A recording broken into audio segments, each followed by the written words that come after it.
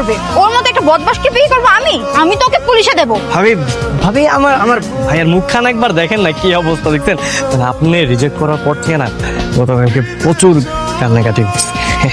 এটা তোমার ভাই? হ্যাঁ, আরে আমারই তো ভাই। তাহলে গতকাল ওইটা কে ছিল? উনিই ছিল।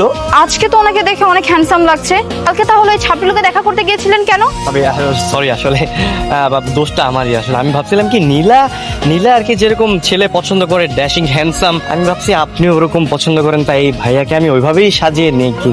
সে যাই হোক, আপনি এত সুন্দর করে সেজে আসছেন কি রে? তুই কি ওনাকে বিয়ের আসর থেকে তুলে আনছিস? বিয়ের আসর না, কিন্তু বলা যায় বিয়ের আসরই। আচ্ছা ঠিক আছে মা, আমার সাথে আসো তো। তুমি কি মিষ্টি দেখতে। ভাবি প্লিজ, ভাবি প্লিজ, আপনি একবার রাজি হয়ে যান। আপনি যা বলবেন আমি তাই করবো। কিন্তু আজকে তো আমার বিয়ে ঠিক ছিল, তাহলে ওই পাত্রের কি হবে? পাত্র নিয়ে তোকে চিন্তা করতে হবে না আপু, আমি বাসা অলরেডি বলে দিয়েছি তুই তোর বয়ফ্রেন্ডের সাথে পালিয়ে গেছিস, তার মানে বিয়ে ডিসমিস। এখন মিয়া বেবি রাজি, তুই দাঁড়িয়ে আছিস কেন? যা কাজী ডেকে নিয়ে আয়, যা।